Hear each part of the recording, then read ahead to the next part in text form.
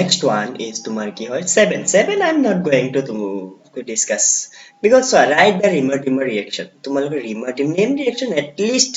তোমাৰ যোনে তোমাৰ কি organic অলপো চুইছে এইবোৰতো চায়ে যায় NCERT পাই যাবা not going to I'm not wasting your time so that is a very simple one okay লিখাৰ কোনো meaning নাই এটো remer name reaction হয় of course পাবা as the following compounds in increasing order of their acidic strength yes that is very important so acidic strength always depends upon what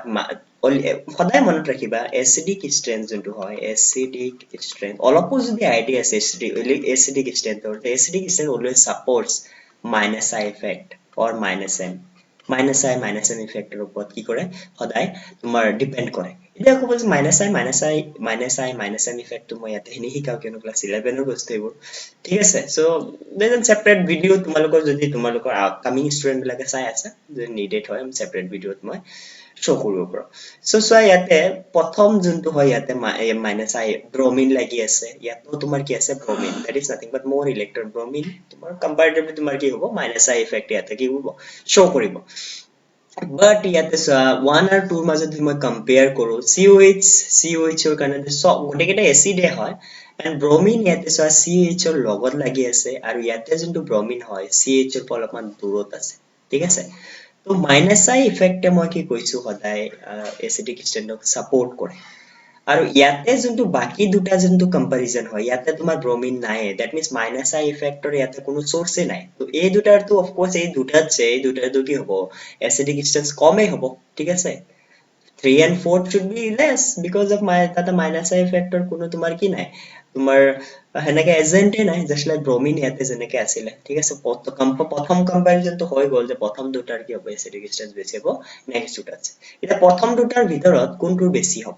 প্ৰথম দুটাৰ ভিতৰত bromine যোনটো লগত COH ৰ লগত এটাচড হৈ আছে তাৰ acidic strength বেছি হ'ব কিয় কাৰণে minus I effect অলপমান ইয়াতে বেছি দেখা যিমান ডিসটেন্সৰ ওপৰত ডিপেন্ড কৰে যিমান তোমাৰ I গ্ৰুপ থকা যোৱাৰ ইলেক্ট্ৰন তোমাৰ ক'ব পৰা কি হয় উইথড্ৰয়িং গ্ৰুপ যিমান ওচৰতে থাকিব বুজি পাইছানে হিমানে তোমাৰ কি হ'ব সাপোৰ্ট কৰে acidic strength that is distance also matters so হেকানে প্ৰথম ষ্টেজত আহি যাব this one একদম যদি acidic strength সবতছে বেছি হ'ব number 1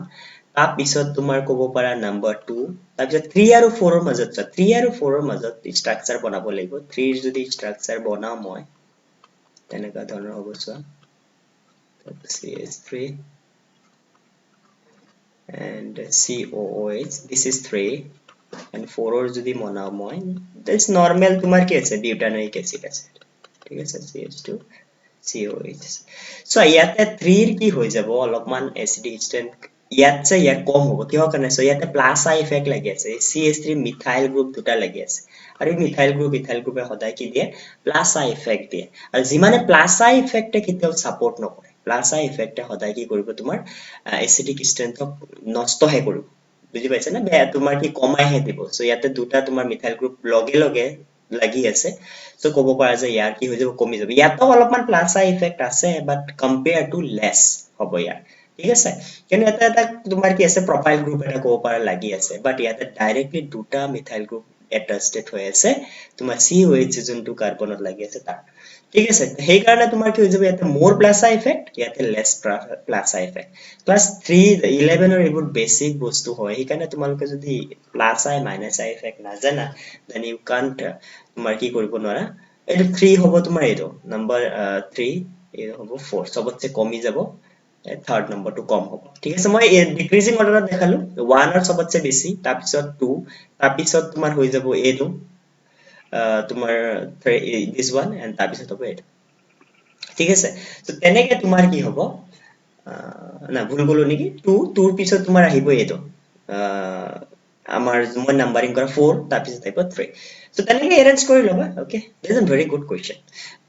now coming to a question next question 9 give the significance of a lattice point of course lattice point ki hoy lattice point is those points that finding probability of finding atom is highest just like so মই যদি এটা তোমাৰ কি বনাও তোমাৰ structure এটা বনাও ঠিক আছে there is a cubic crystal so ইয়াতে so these are the points বুজি পাইছা নে এই পয়েন্টছত তোমাৰ কি হয় atom fine these are the corner atoms where probability of finding of atom is much more বুজি পাইছা নাই so এইবিলাক পয়েন্টক আমি কি বুলি কওঁ lattice point বুলি কওঁ okay then simple definition হৈছে which point defect increase the density of crystal so density of crystal কোনবিলাক defect increase কৰে interstitial যোনবিলাক defect আছে interstitial just like তোমাৰ কি হয় তোমাৰ ইয়াতে তোমাৰ arrangement এটা আছে আৰু তাৰ মাজত interstitial position আৰু এটা তোমাৰ কি আহিলে atom আহি কিনে আহি বহি গ'ল কৰবাৰ পৰা তেতিয়াহ'লে কি হৈ যাব of course তোমাৰ যোনটো crystal আছিলে crystalটো যেতিয়া তোমাৰ extra এটা মাজত interstitial positionত আহি কিনে fill up হৈ যাব তো তাৰ overall density increase হৈ যাব so clearly এইবোৰ NCERT question হয় চাবা এইবোৰ defects বিলাকত so interstitial defects increases the density of the crystal because of their কি additional okay tumor atoms or ions in interstitial position so define semiconductor definitions of course that doesn't depend upon the tumor ki conductivity upon depend kore semiconductors moderate range of that is nothing but conductivity and the topping kori kine ami tar ki kobo pari conductivity tumar ki kobo pari increase kobo pari and increase intrinsic semiconductor extrinsic semiconductor you know next question important p type and n type hoccha kuntu p type hobo kuntu n type hobo jeta germanium er logot 14 group er logot গেলিয়ামৰ লগত 14 গ্ৰুপৰ লগত যেতিয়া তুমি 15 group যেতিয়া indium is 15 group ঠিক আছে যদি add কৰা তেতিয়াহলে আমি পাও n type of course electron যোনটো তোমাৰ কি হয় কেৰিয়াৰ হয় মেজৰিটি and বৰণৰ লগত যদি সিলিকন আছে that is 13 ৰ লগত বৰন is 13 গ্ৰুপ 13 ৰ লগত 14 কৰিলে পাও মই p type that is whole is the majority of তোমাৰ কি career whole so that is তোমার simple one very simple not in tough এইবিলাক question বহুত easy হয় but কোনটো question দুই এটা question tough আছিলে এইবোৰ মই ডিসকাস কৰি আছো so next one is what type of solids are electrical conductors কোনবিলাক type of solids যোনটো হয় electrical conductors malleable and ductile হ'ব লাগিব malleable হ'ব লাগিব and conductor হ'ব লাগিব of course sir malleable and ductile পৰা তুমি গমে পাই গৈছা যোনবিলাক metallic solid হ'ব metal বিলাকক মই কি কৰিব পাৰো thin sheet le tumar ki kori libo paro piti kine tumak hammering kori kine moi ki koribo paro thin sheet le convert kori dibo tumar ki koribo paro convert kori dibo paro ar metals of electron or hagor hoy so electron or hagor thakile to conductivity beshi thakibo okay so tenaka dhoroner kotha aru so then aru eta tumar questions asile ki hoy ionic solid conduct electricity in molten state but not in solid state solid state তোমার কি না হয় ionic solid or electricity যোনটো হয় molten state তোমার কি হয় electricity